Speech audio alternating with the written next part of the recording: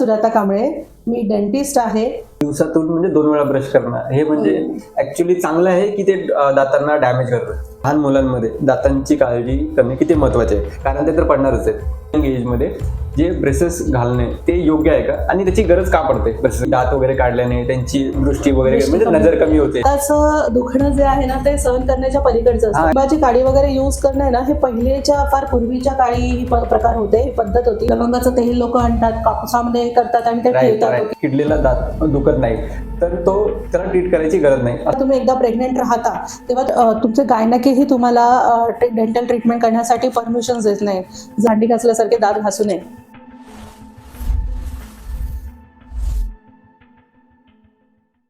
Hello guys, welcome back to our YouTube channel. माझं नाव आहे स्वप्नील सूर्यवंशी आणि आज आपले पॉडकास्टचे गेस्ट आहे सुजाता कांबळे, जे की एक प्रोफेशनल डेंटिस्ट आहे. तर आज आपण त्यांच्याकडून जाणून घेऊया आपल्या डेंटल हेल्थबद्दल आणि त्याची काळजी कशी करावी, आणि जे काही मिथ्स आहेत आणि फॅक्ट्स आहेत ते आज आपण मॅडमकडून क्लिअर करून घेणार आहोत. तर मी मॅडमला विनंती करेन की तुम्ही तुमचं शॉर्ट इंट्रोडक्शन आमच्या ऑडियन्सना द्यावे.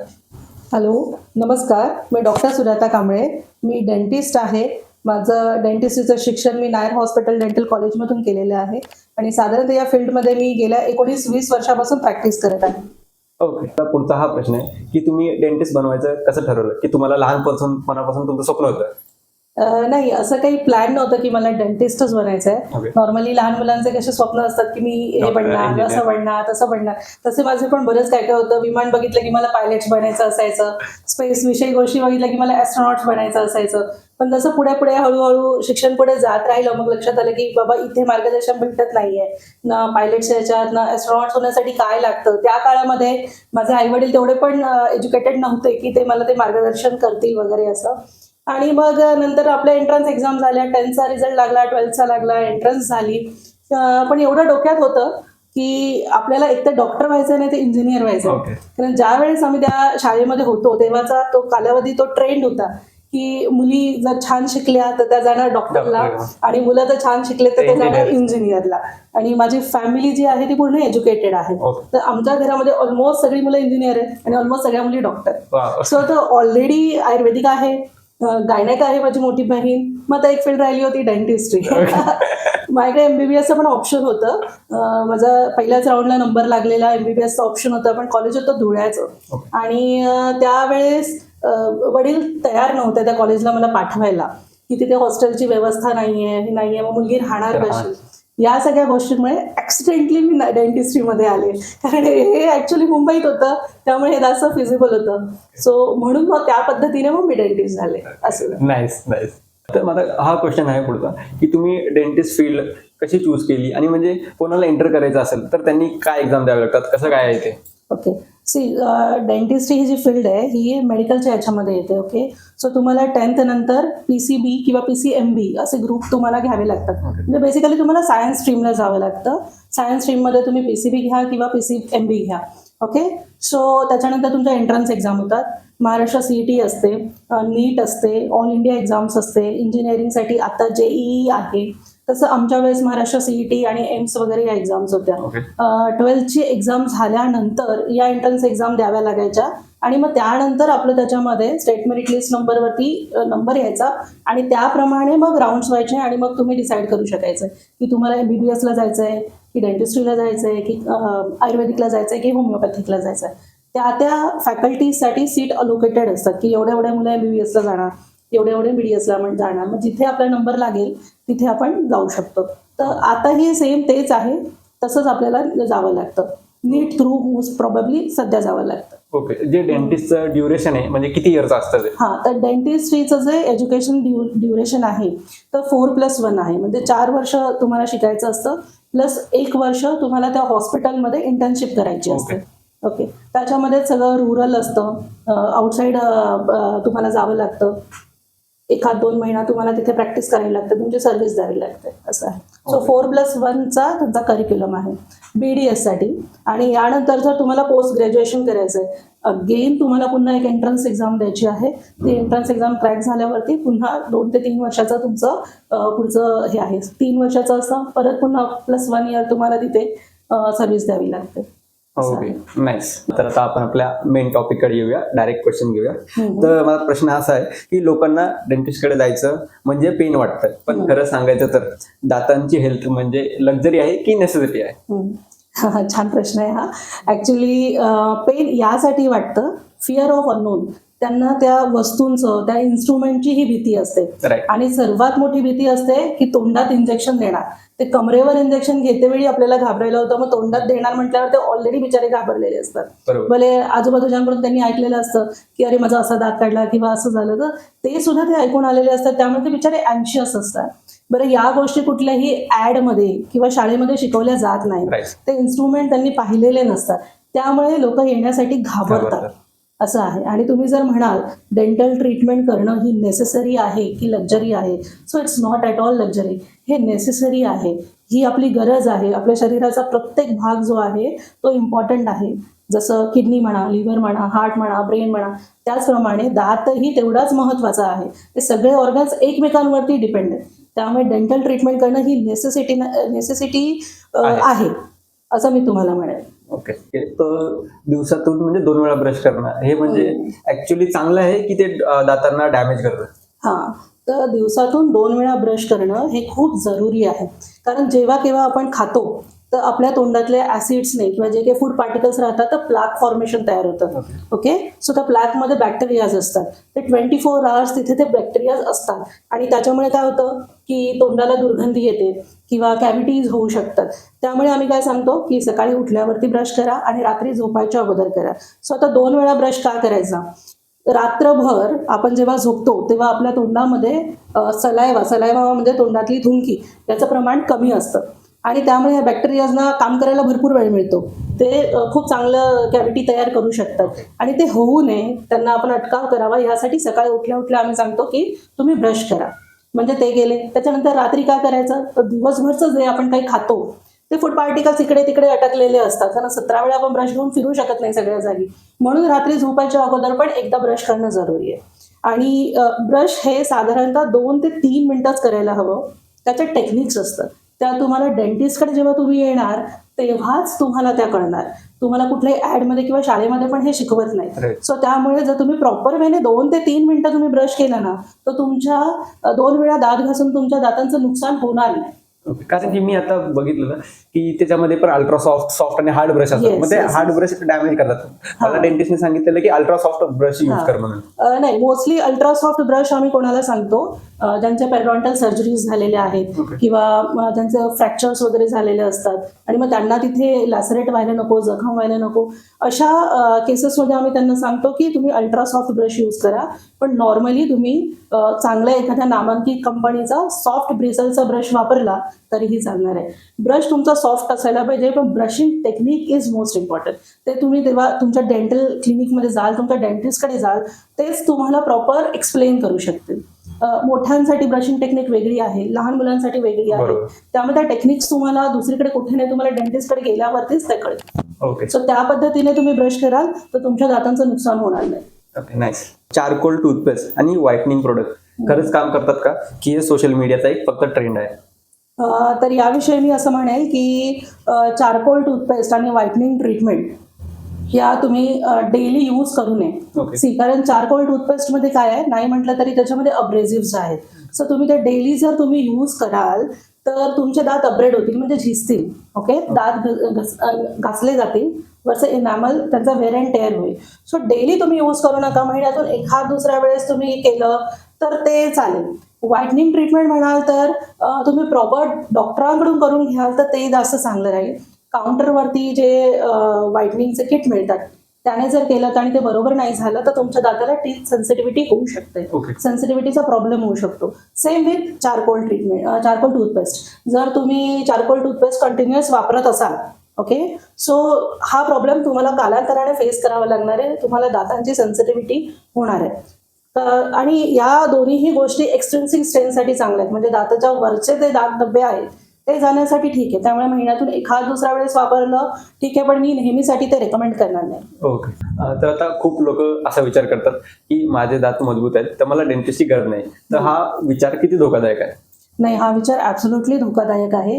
कारण ते या गोष्टीमुळे बोलत असतात की माझे दात मजबूत आहे, कारण त्याला दुखतच नसतं. अरे, पण जोपर्यंत ते डेंटिस्टकडे जाणार नाही, ते चेक करणार नाही, तर त्यांच्या दातामध्ये कॅव्हिटीज आहेत हे त्यांना स्वतःला कळणारच नाही. कारण दुखत नाहीये म्हणून कोणताही बघतच नाही की अरे मला त्रासच नाहीये, मी का जाऊ.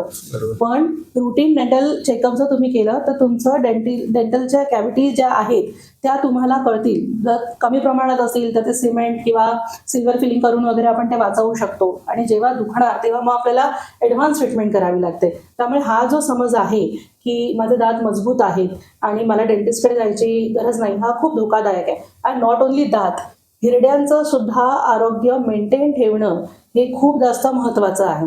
ओके, सो त्याच्या व्यतिरिक्त आपला ओरल म्युकोजा आहे, ओके, आपली जीभ आहे, अजूनही बऱ्याच साऱ्या गोष्टी तोंडामध्ये आहेत जे तुम्हाला कधी कळणार, जेव्हा तुम्ही डेंटिस्टकडे जाणार तेव्हा त्या व्यवस्थित आहेत की नाही हे तेव्हाच कळणार. घरात बसून तुम्हाला ते कळणार नाही. त्यामुळे हा समज जो आहे हा फार चुकीचा आहे आणि हा फार धोकादायक आहे. ठीक आहे. तर माझा पुढचा प्रश्न आहे की लोकांना वाटतं की क्लिनिंग केल्याने दात सैल होतात, तर हा मिथ कुठून आला, हे खरं आहे की नाही काय? हा, तर दातांचं क्लिनिंग केल्यामुळे, ज्याला आम्ही ओरल प्रोफायलॅक्सिस किंवा स्केलिंग असं म्हणतो, ते केल्याने कुठलेही दात सैल होत नाहीत किंवा हिरड्या लूज होत नाहीत. नॉर्मली लोक क्लिनिंग करायला कधी येतात, पहिले तर ते रुटीन डेंटल चेकअप करत नाही. मग हळूहळू काय होतं, इम्प्रॉपर ब्रशिंग टेक्निक आहे किंवा लक्ष न देता घाईघाईत कसं तरी ब्रश केलेला आहे, त्यामुळे काय होतं वर्षानुवर्ष प्लाक बिल्डअप होत राहतो. तो कन्वर्ट होतो थोड्या दिवसांनी कॅल्क्युलसमध्ये. ओके, सो पहिल्यांदा तोंडामध्ये दुर्गंधी येणं हा प्रकार सुरू होतो. मग माउथवॉश वापरतात, माउथवॉश वापरून पण ती दुर्गंधी जेव्हा होत नाही, मग नंतर हळूहळू हिरड्यांमध्ये सळसळतं किंवा ब्लिडिंग व्हायला लागतं, तेव्हा लोक जागे होतात की अरे आता काहीतरी गडबड आहे. ओके, आणि मग तेव्हा डेंटिस्टकडे येतात. पण तोपर्यंत ते कॅल्क्युलसचा बिल्डअप एवढा झालेला असतो. कॅल्क्युलस एक एकदम हार्ड सबस्टन्स आहे. सो तो काय करतो, त्याच्या वजनामुळे आपल्या ज्या हिरड्या आहेत त्या खाली खाली रिसेट व्हायला लागतात. तो दोन दातांमध्ये जमा होतो. त्यामुळे जो गॅप होतो तो कॅल्क्युलसमुळे झालेला असतो. जशी हिरडी खाली सरकणार, हिरडीच्या खालचा बोन सुद्धा खाली सरकणार आणि ज्या त्या हाडाच्या खोबणीत तो दात आहे त्याचं मूळ मग एक्सपोज होतं. तर आता तुम्ही हा प्रॉब्लेम घेऊन आलेला डेंटिस्टकडे की माझ्या दातातून हिरडीतून रक्त येते किंवा तोंडातून दुर्गंधी येते, मग डॉक्टर तुम्हाला सांगतात की तुम्हाला क्लिनिंग करावं लागेल. जेव्हा तुम्ही क्लिनिंग करता तेव्हा ते दातांमधलं असणारं कॅल्क्युलस काढलं जातं आणि ते गॅप व्हिजिबल होतात. सो त्यामुळे लोकांना असं वाटतं की माझे दात क्लीन केले म्हणून गॅप झाले. पण दात क्लीन केल्यामुळे गॅप नसतात झालेले, ते गॅप त्या कॅल्क्युलसमुळे ऑलरेडी झालेले असतात. आणि हेच होऊ नये त्यामुळे वर्षभरातून 2दा तरी नॉर्मल रुटीनली तुम्ही तुमच्या दातांचं क्लिनिंग करून घ्यायचं. ओके, नेक्स्ट क्वेश्चन आहे की लहान मुलांमध्ये दातांची काळजी करणे किती महत्वाचे आहे, कारण ते तर पडणारच आहेत. हो, बऱ्याच वेळेस माझ्याकडे अशी खूप छोटी छोटी मुलं येतात, म्हणजे 3 वर्षांची मुलं, 4 वर्षांची मुलं असं येतात आणि मग त्यांना आम्ही सांगतो की हे खूप जास्त किडलेलं आहे, तुम्हाला आता रूट कनाल करावं लागेल. सो त्यांच्या आई वडिलांचा किंवा आजी आजोबांचा असा अप्रोच असतो, अरे डॉक्टर ये तो पडने गिरने वाला है, हाँ ये तो दूध का दांत है, तो इसका ट्रीटमेंट करने की जरूरत क्या है, इसमें क्यों पैसा खर्चा करने का. तर ते तसं नाही आहे. त्या त्या वयातले ते दात इम्पॉर्टंट आहेत. ते दात नुसतं तुम्हाला जेवण खाण्यासाठी, चावण्यासाठी, घास खाण्यासाठी उपयोगाचे नाही आहेत. तुमचं फोनेटिक्स त्याच्यावरती इम्पॉर्टंट आहे. म्हणजे जे आपण स्पीच, जे आपण बोलतो त्याच्यासाठी दात इम्पॉर्टंट आहे, जेवणासाठी दात इम्पॉर्टंट आहे, तुमचे लुक्स दातावरती मॅटर करतात. ओके, तुमची स्माईल, जेवढे दातांची रचना छान असेल तुमची स्माईल खूप छान असेल. सो मोस्टली तुमची पर्सनॅलिटी पण तुमच्या दातांवरती अवलंबून असते. आता ती जी लहान मुलं आहेत त्या वयातली, त्यांचे दात किडलेले आहेत, ते तुम्ही पटापट वयाच्या अगोदर काढून टाकले, पण ते खाणार त्याच दाताने ना. येणारे जे दात आहेत, पक्के दात आहेत, ते वयाच्या 10व्या-12व्या वर्षानंतर यायला सुरू होणार आहेत. 10-12 वर्षानंतर ते यायला सुरू होतात, तेव्हा ते त्या दाताने खाणार आहेत. पण 5-6 वर्षाची मुलं जेव्हा आहेत तेव्हा या दुधाच्याच दातांनी त्यांना खाणं जरुरी आहे. आणि तेव्हा जर ही दात वाचवले नाही तर मुलांमध्ये प्रॉब्लेम काय होणार, ते तुम्हाला म्हणणार मला चपाती भाजी नाही खायची. का, दात दुखतायत म्हणून नाही, पण त्यांना ते खाताच येत नाही, चावताच येत नाही. मग ते जाणार चिप्सकडे, ओके, सॉफ्ट फूड खाण्याकडे, कारण ते भूक तर लागतेच आहे, ते खाऊन त्यांचं ते पोट भरतंय. आणि मग आई वडील म्हणणार की हे चपाती भाजी नाही खात किंवा फळं नाही खात, ते ज्यूस प्रेफर करतील पण फळं नाही खाणार, चॉकलेट प्रेफर करतील, अशा सगळ्या गोष्टी. याच्याने काय होतं, त्यांचं या सगळ्या गोष्टी लिंक्ड आहेत. त्यांना व्यवस्थित पोषण मिळत नाही, व्यवस्थित पोषण मिळत नाही आणि त्यामुळे त्यांचं कॉन्सन्ट्रेशन कमी होतं, मुलं चिडचिडी होतात. याचा सगळा ओव्हरऑल परिणाम त्यांच्या अभ्यासावरती तुम्हाला दिसेल. त्यांना मग अभ्यासामध्ये तेवढं लक्ष नसतं, कॉन्सन्ट्रेशन नसतं. त्यामुळे आणि परत त्यांची हाईट वाढणार नाही, वजन तेवढं वाढणार नाही. ज्या याच्यामध्ये वयाप्रमाणे त्यांची हाईट आणि वजन असावं तेवढं ते असणार नाही. सो त्या वयातल्या मुलांना ते जरी दुधाचे दात असले तरीही त्यांची ट्रीटमेंट करून घेणं हे खूप जास्त इम्पॉर्टंट आहे. दुसरी गोष्ट अजून एक, जर तुम्ही समजा म्हटलं की आता खूपच गेलाय, नाही कळत, काही आईवडिलांना वेळ नसतो लक्ष द्यायला, किंवा आईवडील दोघंही वर्किंग असतात, आजी आजोबा घरी असतात, आजी आजोबांना नाही जमत एवढं लक्ष द्यायला की अरे बाबा नीट ब्रश करतोय की नाही, ब्रश केलाय की नाही, किंवा दात किडलाय वगैरे असं. सो काही केसेसमध्ये तुम्हाला दात अगोदर काढावे लागतात. तर जर तुम्ही त्यांच्या ठरलेल्या वेळेच्या अगोदर जर दात काढले तर तुमचे येणारे दात हे वेडेवाकडे येऊ शकतात. त्यामुळे हे जे दुधाचे दात आहेत हे येणाऱ्या दातांसाठी मार्गदर्शक ठरतात की बाबा तुला इथून यायचं आहे. जर तुम्ही टाइमच्या अगोदर काढून टाकाल तर येणारे दात वाकडे तिकडे येणार. त्यामुळे दुधाचे दात जे आहेत हे खूप महत्वाचे आहेत. तर चॉकलेट खाल्ल्याने किंवा गोड खाल्ल्याने खरोखरच दात खराब होतात का? हो, बरोबर आहे, होतात. त्याची ऍक्च्युली दात खराब होण्याची, किडण्याची प्रक्रिया त्याने ऍक्सेलरेट होते. नॉर्मली कीड का लागते दाताला? तुम्ही काहीही खा, असं नाही की फक्त चॉकलेट खा किंवा गोड पदार्थ जास्त खा त्याच्यामुळेच कीड लागणार. तुम्ही नॉर्मल भाजी चपातीही खाल्ली ती तुमच्या दातांमध्ये अटकते आहे, तुम्ही ते प्रॉपर ब्रशिंग नाही केलं, असेच झोपलात न ब्रश करता वगैरे, तरीही सुद्धा नॉर्मल जेवणाने सुद्धा तुमचे दात खराब होऊ शकतात. फक्त चॉकलेट आणि गोड पदार्थ यांच्यामध्ये कसं आहे, साखर असल्यामुळे ते पदार्थ स्टिकी असतात. सो ते स्टिकी असतात, ते तुमच्या दाताला चिकटून राहतात, आणि जर तुम्ही प्रॉपर ब्रश नाही केला तर मग ते दात किडणारच आहेत. त्यामुळे चॉकलेट किंवा गोड पदार्थ याने दात किडण्याचं प्रमाण वाढतं. म्हणून ते बोलतात का की गोड खाल्ल्यानंतर पाणी वगैरे प्या? येस, गोड खाल्ल्यावरती तुम्ही पाणी वगैरे प्यायचं असतं. बेसिकली फक्त मी सगळ्यांना एवढं सांगतो, तुम्ही काहीही खा, तुमच्या दातामध्ये काहीही चिकटलं नाही पाहिजे. ओके, त्याच्यामुळे काय होईल, तुमचं कॅव्हिटी, दाताला कॅव्हिटी लागण्याचं प्रमाण आहे ते कमी होईल. सो ऑफकोर्स चॉकलेट खाल्ल्यामुळे, गोड खाल्ल्यामुळे दात किडण्याचं प्रमाण वाढतं, हे खरं. टीनेज एज मध्ये किंवा यंग एज मध्ये जे ब्रेसेस घालणे ते योग्य आहे का, आणि त्याची गरज का पडते ब्रेसेस घालणे? ओके, कसं आहे, साधारणतः 12 वर्षापर्यंत तुमचे परमनंटली पक्के दात असतात ते येऊन जातात. ओके, त्यामुळे जर ते दात वाकडे तिकडे आले असतील किंवा बाहेर आले असतील किंवा त्यांच्या जागेवर ते नसतील तर त्यावेळेस आपल्याला ब्रेसेस लावणं जरुरी आहे. ओके, तर तुम्ही साधारणतः 12-13 वर्षानंतर तुमच्या ऑर्थोडॉन्टिस्टला भेटून तुम्ही ती ट्रीटमेंट सुरू करणं जरुरी आहे. जेवढ्या लवकर तुम्ही ती ट्रीटमेंट सुरू कराल, म्हणजे 12, 13, 14 म्हणा, जेवढ्या लवकर तुम्ही ती सुरू कराल तेवढे लवकर तिचे रिझल्ट चांगले मिळतील आणि परमनंट लॉंग लास्टिंग रिझल्ट तुम्हाला मिळतील. थोडं उशिरा सुरू केलं तर ते रिझल्ट मिळणं जरा वेळ लागतो. आणि हे करणं का जरुरी आहे, तर अगेन पुन्हा तेच, जर तुमचे दात वाकडे तिकडे असतील तर तुम्ही कितीही चांगल्या पद्धतीने ब्रश करा, कुठे ना कुठेतरी ते जेवण अटकणारच आहे. कुठे ना कुठे तुम्ही कधी आईस्क्रीम खाताय, कधी चॉकलेट खाताय किंवा मिठाई खाताय, ते अटकणारच आहे. सो तिथे वाकड्या तिकडे दातांमध्ये कॅव्हिटी लागण्याचं प्रमाण जास्त होतं. इव्हन तुमचं अक्लुजन म्हणजे वरचे दात आणि खालचे दात ज्या पद्धतीने बंद होतात, ओके, सो ते सुद्धा तुमचं डिस्टर्ब होऊ शकतं. अक्लुजन डिस्टर्ब झालं तर त्याच्यानंतर तुम्हाला ऍक्च्युली खूप मोठा प्रॉब्लेम होतो, तो हेडेकचा प्रॉब्लेम होऊ शकतो, तुम्हाला मायग्रेनचा प्रॉब्लेम होऊ शकतो.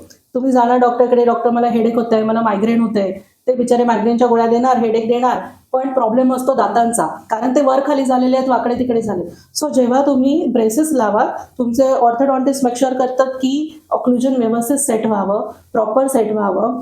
आणि दुसरी गोष्ट अजून एक की जर समजा ओपन आहेत, बाहेर आहेत, तर तुमचं तोंड नेहमी ओपन राहतं. झोपेत नॉर्मली सुद्धा ज्यांचे तुम्ही बघाल ना, बायोमॅक्स प्रोट्रुजन आम्ही म्हणतो, ऑक्लुजन, ज्याच्यामध्ये तुमचे ओठ एकमेकांना चिटकत नाही, ते तोंड नेहमी उघडं राहतं. ओके, सो त्याच्यामध्ये त्या अशा व्यक्तीमध्ये खूप जास्त कॅव्हिटी लागण्याचं प्रमाण होतं, कारण सलायवा प्रोडक्शन कमी होऊन जातं त्यांचं. सो या सगळ्या गोष्टी एकमेकांबरोबर लिंक आहेत. त्यामुळे जेवढ्या लवकर तुम्ही दातांची ट्रीटमेंट ब्रेसेस लावून कराल ते खूप चांगलं राहील. दुसरी गोष्ट अजून एक होतं की असं नाहीये, पहिल्याच्या जमान्यात होतं की बाबा आता तुम्ही 30 वय झालं, 35 वय झालं, आता तुम्ही ब्रेसेसची ट्रीटमेंट करू शकत नाही. आता असं पहिले सांगायचो आम्ही, पण आता असं नाहीये. आता एक असं आहे अडल्ट ऑर्थोडॉन्टिक्स, तर आता साधारणतः 30-35 नंतर पण जर काही पेशंट आले की डॉक्टर आमच्या दातांमध्ये डायस्टमामध्ये गॅप झालाय किंवा असं होतंय वाकडे तिकडे आणि आम्हाला आता करायचं आहे, तर हो, ऑफकोर्स आपण एवढे म्हणजे वय जरी तुमचं पुढे गेलंय, 35 झाले, 40 झाले, तर अशा लोकांमध्ये सुद्धा सक्सेसफुली आम्ही या ट्रीटमेंट्स केलेल्या आहेत. नेक्स्ट क्वेश्चन माझा हा आहे की 20 ते 30 जे एज मध्ये आहेत यंग लोक, तर त्यांना सर्वात जास्त डेंटल प्रॉब्लेम कोणता येतो? सो या वयातली जी मुलं आहेत, आता हे आहेत कॉलेज गोईंग लोक, Right. ओके, त्यामुळे हे यांचं बाहेर खाणं पिणं भरपूर होतं. हो. तर मोस्टली पिझ्झा खा, बर्गर्स खा, मोमोज खा, Fast food. Fast food basically त्यांचं खूप जास्त असतं आणि त्यामुळे अगेन कॅव्हिटीज त्यांना जास्त होऊ शकतात, कारण ते सगळे स्टिकी सबस्टन्स आहेत, बरोबर. ते फायब्रस नाहीये, ते दातांना चिकटणारे आहे. दुसरी गोष्ट, हे सगळं खात असतेवेळी त्या मुलांना सॉफ्ट ड्रिंक्स पिण्याची खूप मी बघितलेलं आहे. हो. पण मॉलमध्ये वगैरे पण घेतलं, एवढे मोठे मोठे कोक्स त्यांच्याकडे ग्लास असतात वगैरे, स्पेसिफिक कोक नाही, कुठलाही सॉफ्ट ड्रिंक्स. तर सॉफ्ट ड्रिंक्स जे आहे ते तुमच्या दातांसाठी चांगलं नाही. कुठलेही carbonated drinks, aerated drinks, okay, ते तुमच्या इनामलला लीच आउट करणार, तुमच्या दातातून लीच आउट करणार, म्हणजे तुमचं इनामल वीक करणार. Okay. आणि त्यामुळे तुमच्या दाताला कॅव्हिटीज लागण्याचं प्रमाण जास्त वाढणार. सो 20 ते 30 वयोगटातली ही जी आहेत लोक आहेत, तर यांच्यामध्ये दातांना कॅव्हिटी लागण्याचं प्रमाण जास्त आहे आणि मग त्यामुळे त्यांना रूट कनाल्स वगैरे सारख्या प्रोसिजर्सला किंवा फारच वाईट कंडिशनमध्ये एक्स्ट्रॅक्शन्स म्हणजे दात काढणं याच्यासाठी त्यांना सुद्धा जावं लागतं. आणि साधारणतः या टायमिंगमध्ये ना आपली अक्कलदाढ यायला पण सुरुवात होते. सो अक्कलदाढचा सुद्धा त्यांना प्रॉब्लेम होऊ शकतो. मग जर कोणत्या लेवलला आहे, कसं आहे ते बघून आम्ही त्यांना ट्रीटमेंट सुचवतो की अक्कलदाढसाठी तुम्हाला काय करावं लागेल. तर बेसिकली 20-30च्या लोकांसाठी दात जास्त किडणं, दात सेन्सिटिव्ह होणं बिकॉज ऑफ जास्त सॉफ्ट ड्रिंक्स पिल्यामुळे, इवन आत्ता मी बघते की स्मोकिंगची सुद्धा त्यांना खूप जास्त हे झालेली आहे या वयातले. So smoking is also dangerous thing. तर यामुळे पण दातांना त्रास होऊ शकतो. तर कीड लागणं, दातांची सेन्सिटिव्हिटी होणं, हिरड्यांचे प्रॉब्लेम होणं, हे प्रॉब्लेम्स तुम्ही 20 ते 30 वयोगटातल्या मुलांमध्ये बघू शकता. ओके, आता मला अक्कलदाढीबद्दल क्वेश्चन होता हा. की म्हणजे याला की विजडम टूथ बोलतो, विजडम टूथ, ते आपले 4 असतात, राईट? येस, ते असे कोणत्या एजला, कोणत्या एजला येतात स्पेसिफिक्स, आणि ते एवढं पेन का करतात? ओके, सो अक्कलदाढ जे आहे, जे विजडम टूथ आहे, ते साधारणतः तुमच्या वयाच्या 18 वर्षानंतर यायला सुरुवात होते. Okay. ओके, सो ज्यांची हाईट वगैरे छान आहे, ज्यांचा जबड्याचा आकार मोठा आहे, त्यांच्यामध्ये त्या सरळ येतात. पण ज्यांचा जबड्यांचा आकारच छोटा आहे, जबड्यांची साईजच छोटी आहे, त्यांच्यामध्ये त्या अक्कलदाढा सरळ येत नाहीत. त्या कधी तिरक्या येतात, कधी उलट्या येतात, कधी अपसाईड डाऊन येतात आणि त्या येतेवेळी नेहमी त्रास देतात, कारण त्या अडकलेल्या असतात. ओके, तिथपर्यंत आपला ब्रश जात नाही, आपण तिथे साफ करू शकत नाही, त्यामुळे ते इन्फेक्टेड होतात आणि म्हणून त्या दुखतात. सो कधीही जेव्हा तुम्हाला अक्कलदाढ चा प्रॉब्लेम होत असेल, तर लवकरात लवकर तुम्ही डेंटिस्टकडे जाऊन ते पाहून घ्यावं की बाबा माझी अक्कलदाढ येते, मला हा त्रास होतो आहे, तर यासाठी मी काय ट्रीटमेंट करू.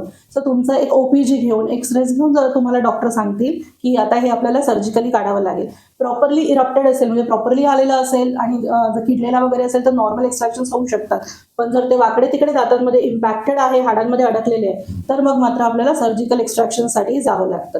इव्हन दुसरी एक गोष्ट, या अक्कलदाढा ज्या आहेत ना, या वाकड्या तिकड्या जेव्हा येतात ना, यांच्यामुळे त्यांच्या बाजूचा जो दात असतो ना, तो जास्त हॅम्पर होत असतो. सो त्यामुळे त्या कंडिशन्समध्ये जर असं काही सिच्युएशन असेल तर अक्कलदाढ काढणं हे कधीही फायदेशीर असतं. म्हणजे किती काढायचे असतात? सर्व काढायचे नाही नाही, असतात? सर्व काढायचे नाही. जेव्हा जेव्हा जी दुखेल, जशी दुखेल तशी तुम्ही काढा. ओके, असं आहे. उगाच तिला त्रास द्यायला जायचं नाही. आली, दुखायला लागली की ओके डॉक्टर मला त्रास होतोय, मग डॉक्टर तुम्हाला सांगणार आणि मग तुम्ही काढा.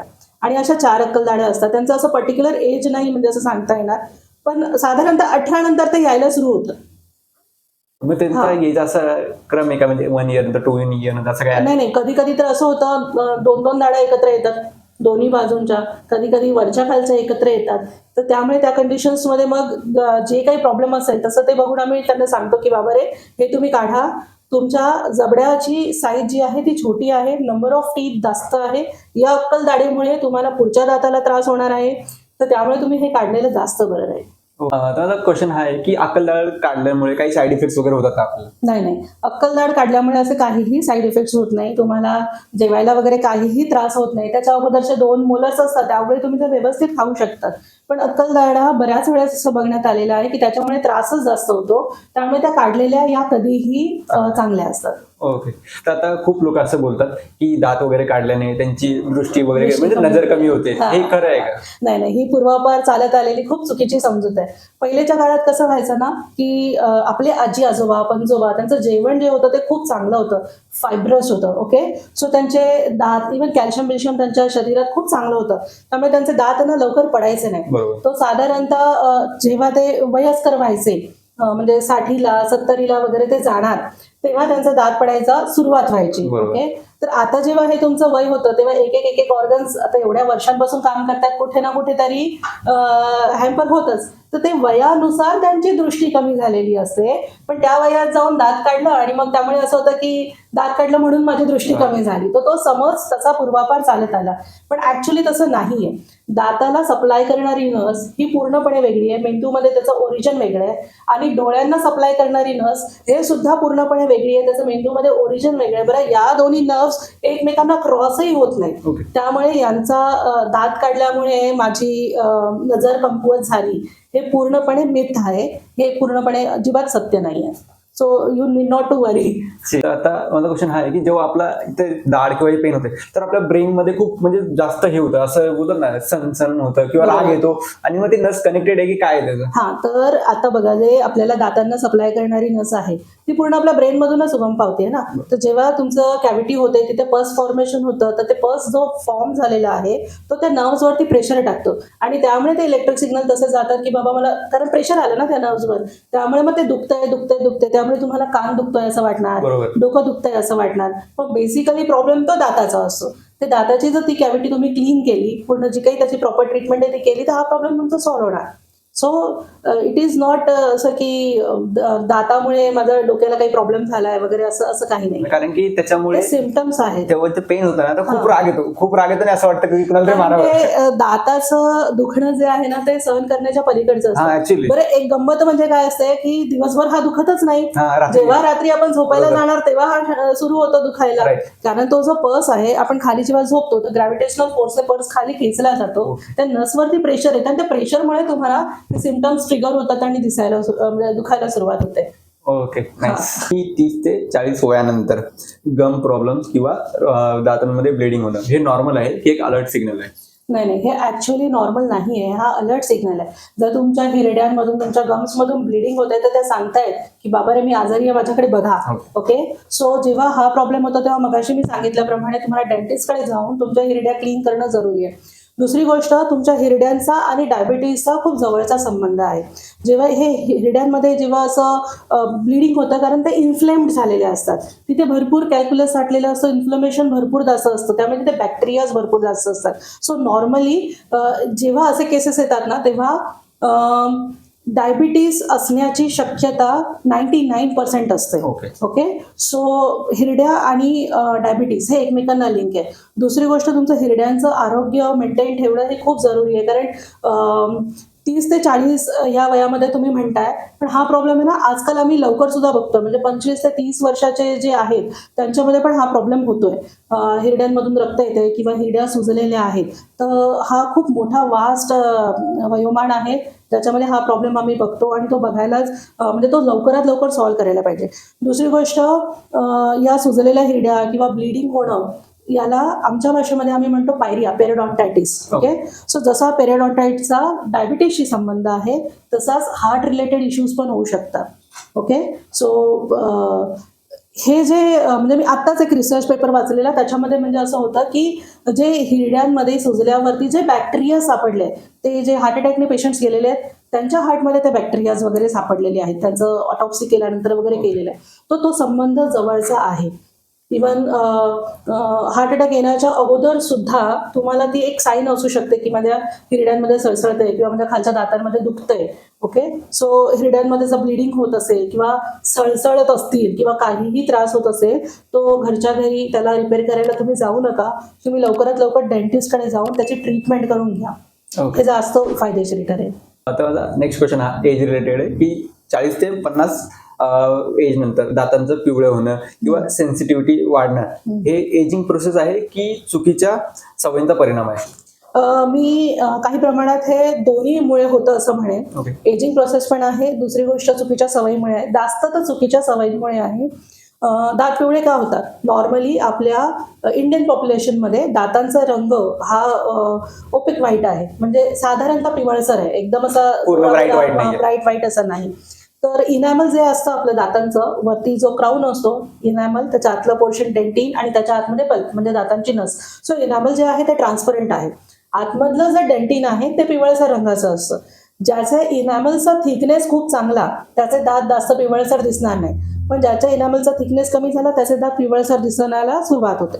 तर 30 ते 40 मध्ये काय होतं, चुकीच्या सवयी म्हणजे तुम्ही स्मोकिंग करणं किंवा एरेटेड ड्रिंक्स पिणं, ओके, या किंवा ब्रश जास्त जोरात जास्त वेळ घासणं, तर या सगळ्या गोष्टींमुळे इनॅमलचं वेअर अँड टेअर होतं, म्हणजे इनॅमल तुमचं झिजतं आणि त्यामुळे दात पिवळे होण्याचं प्रमाण हे जास्त वाढतं. त्यामुळे 30 ते 40च्या वयोगटापासून लोकांचे दात पिवळे पडायला हे होतं, इव्हन म्हणजे दिसायला सुरुवात होते. दुसरी गोष्ट कलर फूड्स पण लोक भरपूर खातात, त्यामुळे पण दातांवरती ते स्टेन्स येऊ शकतात.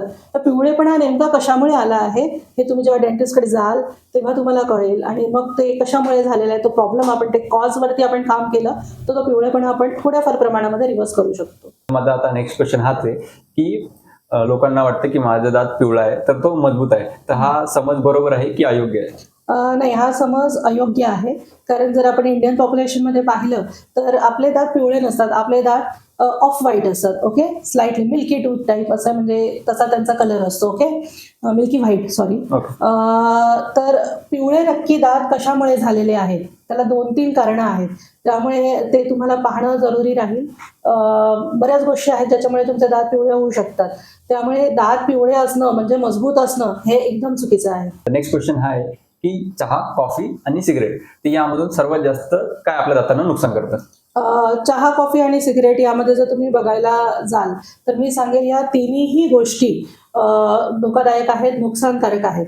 चहा, कॉफीमध्ये ना टॅनिनचं, कॅफिनचं प्रमाण जास्त असतं. ओके, सो या गोष्टी काय करतात, तुम्हाला तुमची ॲसिडिटी लेवल वाढवतात. ओके, जेव्हा मग तुमच्या तोंडामध्ये ॲसिडिटीचं प्रमाण जास्त वाढतं त्यावेळेस तुमचं इनॅमल त्या ॲसिडमुळे वीक होतं. ओके, सो वीक होतं आणि त्यामुळे इनॅमलची जी थिकनेस आहे ती हळूहळू कमी व्हायला लागते, आणि त्यामुळे पण जो तुम्ही अगोदरचा प्रश्न घेतला की माझे दात पिवळे आहेत, तर त्यामुळेही दात पिवळे होऊ शकतात. ओके, दुसरी गोष्ट स्मोकिंगने सुद्धा दातांवरती स्टेन्स येतात. ओके, आता स्टेन्स 2 प्रकारचे आहेत, इंट्रेन्सिक आहेत, एक्सट्रिन्सिक आहेत. इंटेन्सिक म्हणजे दाताच्या आतमध्ये असणारे स्टेन आणि एक्सटेन्सिक म्हणजे दाताच्या पृष्ठभागावरती असणारे स्टेन्स. ओके, तर स्मोकिंगमुळे हे दोन्ही प्रकारचे स्टेन्स होऊ शकतात, याच्यामुळे तुमचे दातही पिवळे होऊ शकतात. अगेन तेच कारण की इनॅमल झिजतंय. दुसरी गोष्ट, स्मोकिंगमुळे तुमच्या हिरड्यांना पण प्रॉब्लेम होतो. स्मोकिंग काय करतं, तुमचं हिरड्यांना असणारा जो ब्लड सप्लाय आहे ना तो हळूहळू कमी करतं, आणि त्यामुळे त्या हिरड्यांचं आरोग्य धोक्यात येऊ शकतं. तुमच्या हिरड्याखाली सरकायला सुरुवात होऊ शकतात, तुमच्या दातांची मुळं ओपन होऊ शकतात, आणि त्यामुळे पण तुमचे दात जास्त पिवळे दिसतात. त्यामुळे चहा, कॉफी आणि सिगरेट या तिन्ही गोष्टी दातांसाठी नुकसानकारकच आहेत. याच्यामध्ये सर्वात जास्त तरीही तुम्ही मला ग्रेड करायला सांगाल तर चहा, कॉफी मी माइल्ड मॉडरेट बोलेल, पण स्मोकिंग हे खूपच जास्त डेंजरस आहे. नॉट ओन्ली फॉर दात, पण तुमच्या हृदयासाठी, तुमच्या फुफ्फुसांसाठी सुद्धा ते खूप जास्त चुकीची गोष्ट आहे. त्याचप्रमाणे गुटखा आणि तंबाखू प्रोडक्ट्स तर यांनी किती परिणाम होतो, कसे आपले कलर्स रेड वगैरे दिसतात थोडे? तर जसं चहा, कॉफी आणि स्मोकिंग हे दातांसाठी धोकादायक आहे, नुकसानकारक आहे, त्याचप्रमाणे तंबाखू किंवा पान, गुटखा प्रोडक्ट्स, माणिकचंद वगैरे असं काही काही येतं, तर ते सुद्धा दातांसाठी अतिशय जास्त धोकादायक आहे. सो धोकादायक कसं काय, कारण हे वर्षानुवर्ष जेव्हा तुम्ही खाता या सगळ्या गोष्टी तेव्हा तुमच्या दातांवरती स्टेन्स येतात. ओके, स्टेन्स मी मगाशी सांगितल्याप्रमाणे इंट्रेन्सिक आहे, एक्सट्रिन्सिक आहे. तेव्हा ते दात सगळे ना लाल दिसायला लागतात, लाल म्हणतात किंवा ब्राऊन म्हणतात. स्मोकिंगमुळे ब्लॅक हे येतं, लेअर येते. सो हे जे दात आहेत, जेव्हा पेशंट आमच्याकडे येतो तेव्हा आम्ही त्यांचं ते स्केलिंग किंवा ओरल प्रोफाईल एक्सिस्टिक क्लिनिंग करून ते करतोच, पण त्याच्याने ते साफ होतात.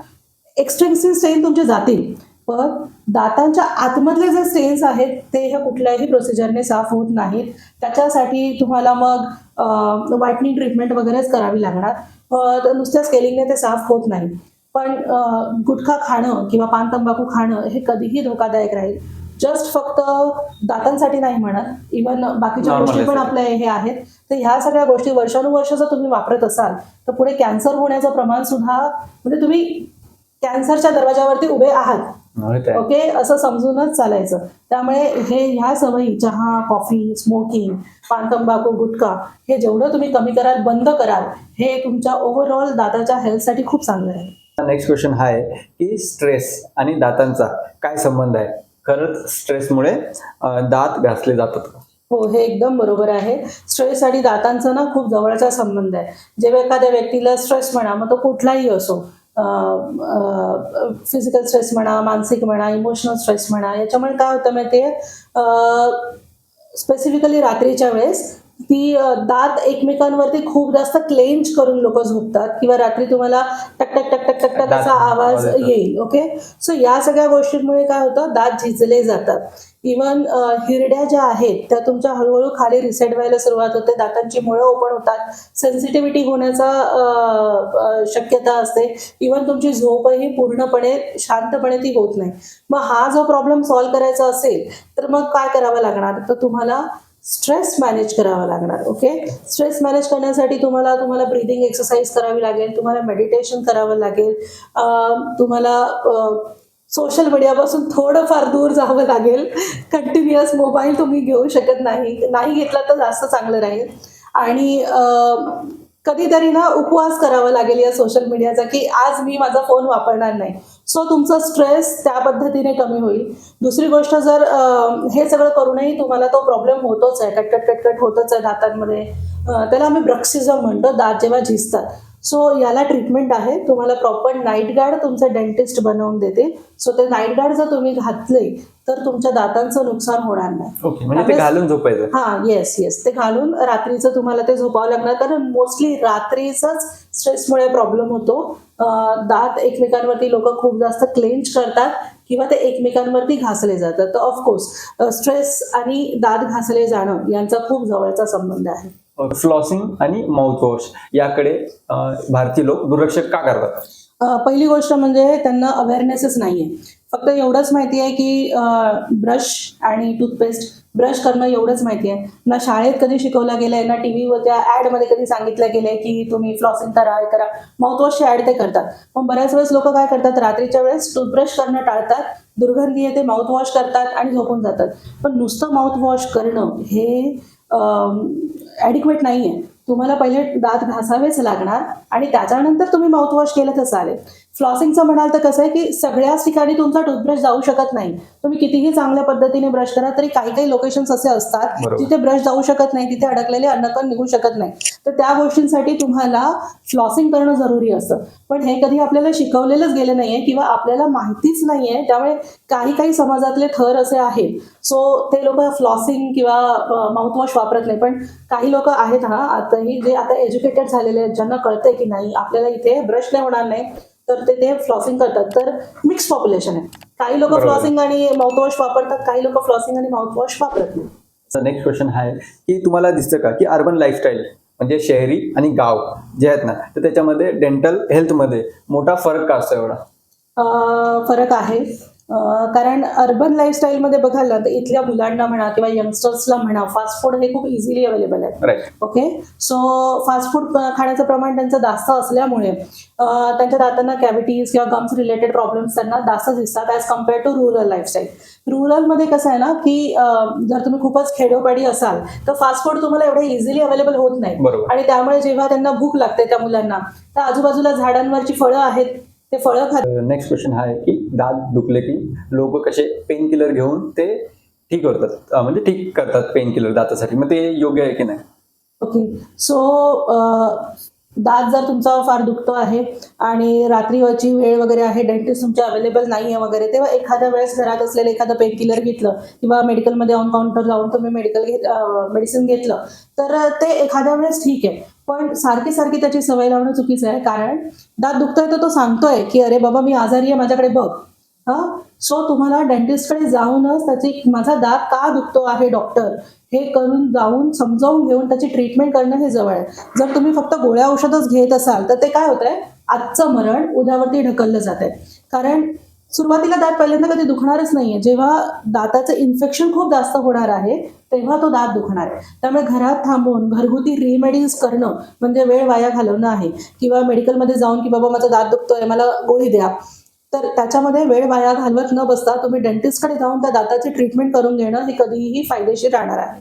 ओके, तर माझा हा क्वेश्चन आहे की ते बोलतो ना लवंग ठेव वगैरे, हो, तर हो. त्यांनी होतं का काही? जर समजा असं रात्री अपरात्रीची वेळ ज्यावेळेस तुमचा डेंटिस्ट अवेलेबल नाही आहे किंवा मेडिकल ओपन नाही आहे आणि तुम्ही एखाद्या रिमोट प्लेसमध्ये आहात किंवा तुम्ही तुमच्या घरी आहात आणि रात्री 12 वाजता 2 वाजता 3 वाजता तो दुखायला लागलेला आहे, तो मी तुम्हाला सांगेल की घरामध्ये जर पॅरासिटामॉल क्रोसिन कुठलंही साधं पेनकिलर एकदम हाय लेवलचं नाही तर एखादी गोळी तुम्ही घेऊ शकता. तुम्ही दाताला बर्फाने शेकवू शकता, गरम याने नाही शेकवायचं, बर्फाने शेकवू शकता आणि साधारणतः एक लवंग फक्त तिथे तुम्ही तोंडात पकडून ठेवायची, चावायची नाही, सगळ्याची नाही, फक्त पकडून ठेवा. हे घरगुती उपाय तुम्ही करू शकता, पण फॉर टाइम बिंग तेवढ्यासाठी दुसऱ्या दिवशी सकाळ झाल्यावर तुम्ही पटकन लवकर डेंटिस्टकडे जा आणि सांगा की मला असा त्रास होतोय आणि जो काही त्रास आहे तो प्रॉपरली ट्रीट करून घ्या. सो घरगुती उपाय करण्यामध्ये जास्त वेळ वाया घालवू नका. जर तुम्हाला तशीच परिस्थिती असेल की मी नाही बाहेर जाऊ शकत आहे, तर तेव्हा तेवढा वेळ फक्त तुम्ही हे करून नेलं, घरगुती उपाय केले ठीक आहे, पण घरगुती उपाय करण्यातच तुम्ही जास्त दिवस वाया घालवू नका. ओके. तर मी असं पण ऐकलंय की पेन किलर जास्त प्रमाणात खाल्ल्यावरती किडनीवर वगैरे हो इफेक्ट हो होतो. Absolutely right. त्यामुळे पेनकिलरची आपण सवय नाही लावायची. त्यामुळे मी तुम्हाला म्हटलं की तुम्ही बर्फाने दात शेकवण्याचा प्रयत्न करा. तुम्ही लवंग फक्त दाताखाली धरा, ती चावायची गरज नाही. मी असंही पाहिलं आहे की लवंगाचं तेल लोक आणतात, कापूसामध्ये करतात आणि ते Right, ठेवतात. right, okay, right. पण त्याचं प्रमाण जर जास्त असेल ना, दात दुखायचं तुमचं थांबेल, पण आजूबाजूला तुमचा गाल म्हणा, जीभ म्हणा, ते लवंगाचं तेल तीव्र आहे. ओके, त्याने ते भाजलं जाईल. त्यामुळे तसंही तुम्ही जास्त काही करू नका.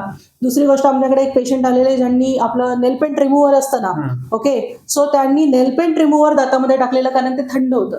तर असल्या सगळ्या गोष्टी करण्यात घरी वेळ वाया घालवू नका.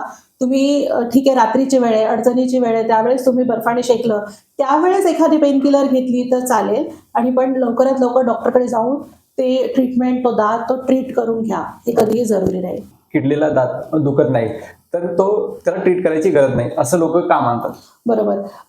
बऱ्याच वेळेस आहे ना, लोक माझ्याकडे ओपीडीमध्ये येतात, त्यांचा एखादा दात दुखत असतो, तर तेव्हा मी त्यांना सांगते की बाबा पस झालेला आहे, आपल्याला रूट कनाल करावं लागेल, कॅप करावं लागेल, हे तर करावंच लागणार आहे. पण याच्या व्यतिरिक्त पण बाकीच्या दातांना तुमचं कीड लागलेली आहे, त्यांची पण तुम्ही ट्रीटमेंट करून घ्या. तर लोकांचा सर्वसाधारणपणे अप्रोच असंच असतो, नाही नाही डॉक्टर, आम्हाला दुसऱ्या दाताचं काही करायचं नाही कारण तो दुखत नाहीये. बरोबर. ओके, तर त्यांचं हे असं की अरे तो दुखत नाहीये तर मी कशाला करू, माझं काम चाललंय तर चालू द्या. ओके, पण केरीजचे पण प्रकार असतात. इनामेल केरीज, डेंटिनल केरीज, पल्पल केरीज, अशा केरीज असतात. जर ते इनामेल केरीज असेल तर तुम्हाला ते कधीच दुखणार नाहीये. नंतर ते काय होणार आहे, जेव्हा ते डेंटिनल म्हणजे दाताच्या दुसऱ्या लेअरमध्ये जेव्हा ती कॅव्हिटी जाते, तो तेव्हा तुम्हाला एक टायमिंग सेन्सिटिव्हिटीचा प्रॉब्लेम होतो. जेव्हा तुम्ही आईस्क्रीम खाल 2 सेकंदासाठी, थोड्या वेळेसाठी तो ठणका मारेल.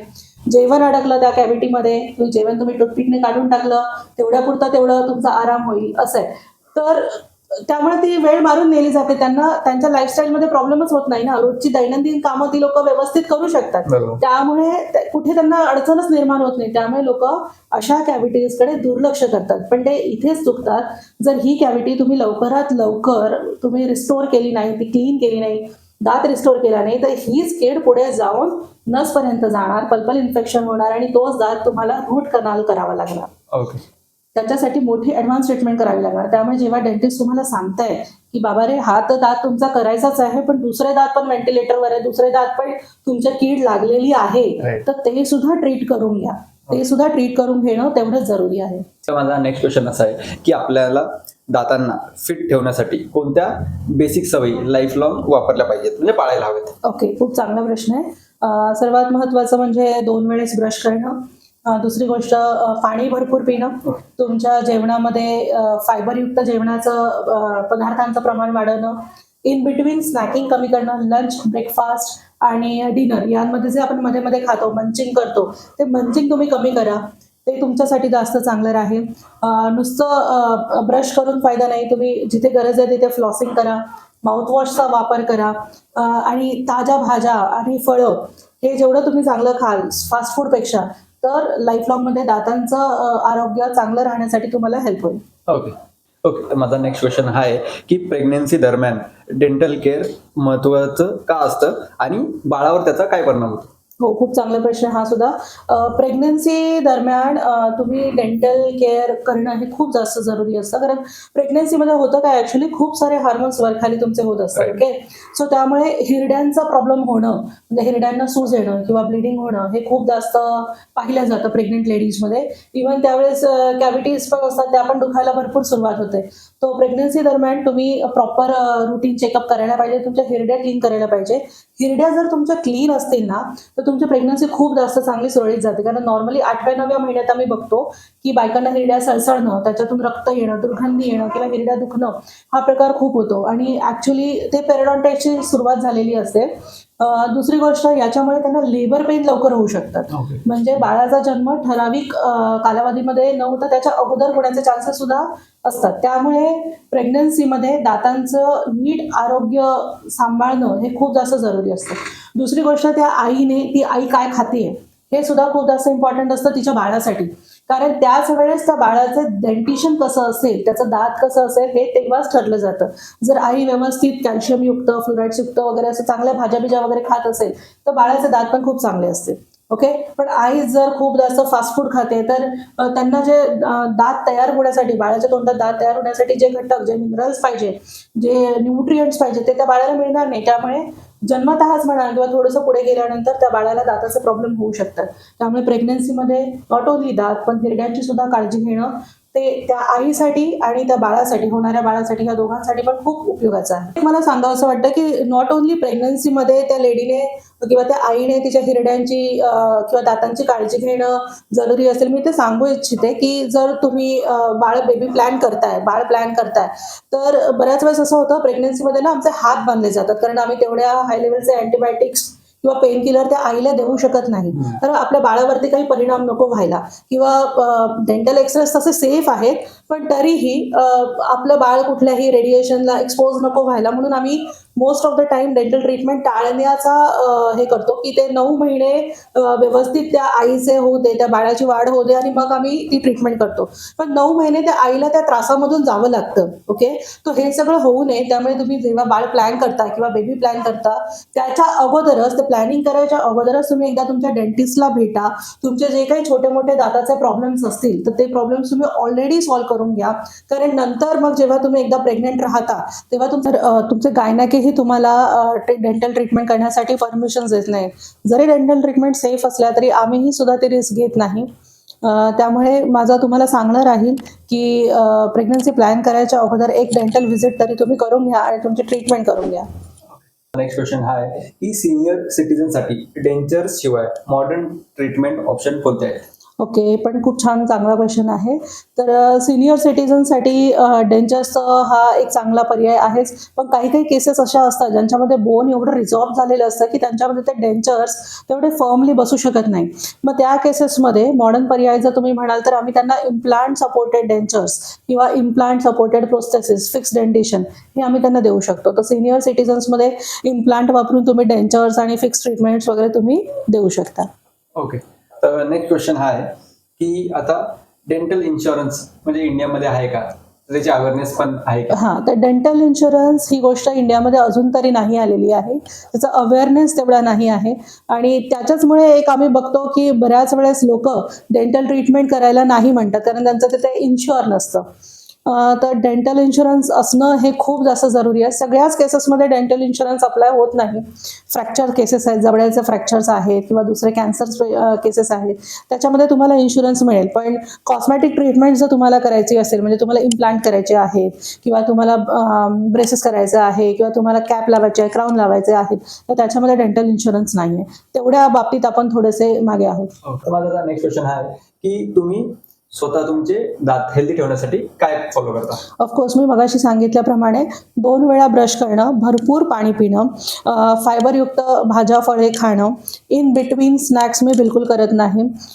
तर या आणि कोल्ड्रिंक्सचं टोटली नो. मी कधीच कोल्ड्रिंक्स घेत नाही. इवन चहा म्हणा, कॉफी म्हणा, याचं प्रमाणही दिवसाला एखादा कप वगैरे एवढंच माझं प्रमाण असतं. तर ह्याच टिप्स मी फॉलो करते आणि याच टिप्स मी तुम्हाला देखील सजेस्ट करेन. ओके, ठीक आहे. तर माझा आता नेक्स्ट क्वेश्चन आहे की आपला डेंटिस्ट कसा निवडावा? हा खूप महत्त्वाचा प्रश्न आहे, डेंटिस्ट कसा निवडावा. सो जेव्हा केव्हा तुमच्या दातांचा प्रॉब्लेम होतो, ऑफकोर्स आपण डेंटिस्ट तेव्हाच बघायला सुरुवात करतो. तर जेव्हा केव्हा तुम्ही डेंटिस्ट बघाल तर सर्वात महत्त्वाचं तुमच्या घराच्या जवळपासचा डेंटिस्ट तुम्ही बघावा, कारण डेंटल ट्रीटमेंट एका दिवसात होणारी ट्रीटमेंट नाही आहे. त्याच्यासाठी तुम्हाला 3-4 वेळेस फेऱ्या माराव्या लागतात. दुसरी गोष्ट, ज्या डेंटिस्टकडे तुम्ही ते ट्रीटमेंट करताय त्याचं क्वालिफिकेशन बघणं फार जरुरी आहे, त्यांचा एक्सपिरियन्स बघणं हे फार जरुरी आहे. त्यामुळे ते क्वालिफिकेशन एक्सपिरियन्स तुम्ही पाहायला हवा. तिसरी गोष्ट, तुम्ही ज्या डेंटल ऑफिस म्हणतो आम्ही किंवा डेंटल क्लिनिकमध्ये तुम्ही जाता तिथे स्टरलायझेशन प्रोटोकॉल बरोबर व्यवस्थित केला जातोय की नाही. आता म्हणजे ते क्लिनिक, तो सेटअप जो आहे तो क्लीन आहे की नाही, क्लीन एन्व्हायरमेंटमध्ये तुमचं ट्रीटमेंट होते की नाही हे बघणं तुम्ही फार जरुरी आहे. दुसरी गोष्ट, तुमचा डेंटिस्ट तुम्हाला ट्रीटमेंट चांगल्या प्रकारे एक्सप्लेन करतोय का, तुमच्या सगळ्या प्रश्नांची, तुमच्या सगळ्या शंकांचं निरसन करतोय का हे पाहणं फार जरुरी आहे. अजून एक, जर समजा तुम्हाला XYZ ट्रीटमेंटसाठी त्यांनी सांगितलं की जे कोणी चांगले डेंटिस्ट असतात ना ते सर्वात पहिलेच तुम्हाला सांगून देतात की बाबा रे, एवढ्या एवढ्या ट्रीटमेंटला तुम्हाला एवढा एवढा असा खर्च येणार आहे, साधारणतः ते तुम्हाला आयडिया देतात. तर तुम्ही त्यांच्याशी डिस्कस करू शकता की डॉक्टर माझा असा असा फायनान्शियल प्रॉब्लेम आहे, तर मग ते तुम्हाला ॲडवाईस सुद्धा करतात की बाबा रे तुम्ही असं असं असं असं प्लॅन करा, असे तुम्ही पेमेंट, वेगवेगळ्या पेमेंट कसे करायचे, काय करायचे ऑप्शन्स ते तुम्हाला देऊ शकतात. तर अशा डेंटिस्टकडे जाणं केव्हाही चांगलं राहील जे तुम्हाला कम्फर्टेबल फील करवतील. तर नक्कीच तुम्ही अशा डेंटिस्टकडे जाऊ शकता. तर नेक्स्ट क्वेश्चन हा आहे की असं लोकांना वाटतं की डेंटल ट्रीटमेंटसाठी खूप पैसे लागतात, तर हे समज म्हणजे किती योग्य आहे? नाही, हा समज हा पूर्णपणे चुकीचा आहे. डेंटल ट्रीटमेंटसाठी खूप पैसे लागतात असं लोकांना वाटतं. ओके, असं का वाटतं? कारण रेग्युलर डेंटल चेकअप्स करत नाही, त्यामुळे छोट्या छोट्या ज्या गोष्टी आहेत ते लोक सॉल्व्ह करत नाहीत. जेव्हा खूप जास्त प्रॉब्लेम होतात तेव्हा लोक डॉक्टरांकडे ट्रीटमेंट करायला येतात आणि मग बेसिकली जेव्हा तुम्हाला 4-5 दातांची ट्रीटमेंट करायची आहे तेव्हा ती अमाऊंट ही मोठी वाटायला लागते. ओके, सो डॉक्टर त्यालाही पर्याय देतात, कसं करायचं, काय करायचं, पेमेंट ऑप्शन जसं मी सांगितलं तसं. पण मग ते तुम्ही हाताने वाढवलेलं असतं. जर तुम्ही रेग्युलरली येऊन रेग्युलरली दर महिन्याला किंवा 2 महिन्याला एखाद दुसरा दात तुमचा ट्रीट करून घेताय, रेग्युलरली तुम्ही हिरड्यांचं क्लिनिंग करताय, तर हे अमाऊंट वाढणारच नाही. दुसरी गोष्ट मी एक पाहिलेली आहे लोकांमध्ये की येतात लोक आणि ट्रीटमेंट खूप महागडी आहे वगैरे असे बघतात, पण तेच लोक त्यांची हौस असते टॅटू काढणं किंवा ब्युटी ट्रीटमेंट्स करणं किंवा बाकी त्यांची लाईफस्टाईल, म्हणजे हातामध्ये आयफोन मोबाईल वगैरे असतो. सो अशी लोक सुद्धा आहेत की ज्यांना डेंटल ट्रीटमेंट्स महाग वाटतात. सो ते त्यांचा तो समजुतीचा भाग आहे, पण डेंटल ट्रीटमेंट्स महागड्या अशा नाही आहेत. ते एक मिथ चालत आलेलं आहे, एकाकडून दुसऱ्याकडे असं ते चालत आलेलं आहे. तुम्ही रेग्युलरली डेंटल ट्रीटमेंट कराल तर खरंच तुमच्या खिशाला त्या परवडणाऱ्या आहेत, अजिबात तुमच्या खिशावर लोड येणार नाही. आपण आपल्या पॉडकास्टच्या एंडकडे आलोय, तर आता आपण एक रॅपिड फायर क्वेश्चन घेऊया, तर त्याचे तुम्ही आन्सर द्या. तो माझा पहिला प्रश्न आहे, टूथब्रश बदलण्याची योग्य वेळ? दर 3 महिन्यांनी टूथब्रश चेंज करा. ओके. सेकंड आहे, लोकांची सर्वात वाईट डेंटल हॅबिट? भरपूर वेळ ब्रश करणं आणि जास्त जोरात जोरात ब्रश करणं. ओके, ठीक आहे. आता थर्ड आहे, दात दुखीसाठी घरगुती तात्काळ उपाय? बर्फाने शेका, एखादी पेन किलर घ्या आणि मगाशी सांगितल्याप्रमाणे तो एक लवंग ठेवली ठीक आहे, तिला चावू नका. ओके, ठीक आहे. आणि डेंटिस्टसाठी सर्वात भयानक प्रकारचा पेशंट कोणता असतो? ओके, तर एक तर म्हणजे खूप जास्त बार्गेन करणारे पेशंट, दुसरी गोष्ट डेंटिस्टवरती विश्वास न ठेवणारे पेशंट, आणि तिसरी जे ऑलरेडीच व्हॉट्सअप स्कूलमधून डेंटल ट्रीटमेंट शिकून आलेले असतात असे पेशंट्स, भयानक पेशंट्स मी म्हणेल. ठीक आहे. आणि लास्ट आहे की लोकांनी आपल्या ओरल केअरमध्ये फक्त एक गोष्ट बदलायची असेल तर ती कोणती असेल? लोकांनी आपल्या ओरल केअरमध्ये जर गोष्ट बदलायची असेल तर त्यांनी त्यांच्या टूथब्रशकडे नीट पाहावं आणि टूथपेस्ट पण चांगली फ्लोराईडयुक्त टूथपेस्ट बघावी आणि दातांना एका प्रॉपर टेक्निकने, प्रॉपर प्रेशरने घासावं, जोरजोरात भांडी घासल्यासारखे दात घासू नये. ठीक आहे. तर थँक्यू मॅडमनी आज खूप काही गोष्टी सांगितल्या जे की आम्ही स्वतः अवेअर नव्हतो. तर तुम्हाला हा व्हिडिओ आवडला असेल तर आपल्या मित्रांसोबत शेअर करा आणि व्हिडिओला लाईक करा. थँक्यू.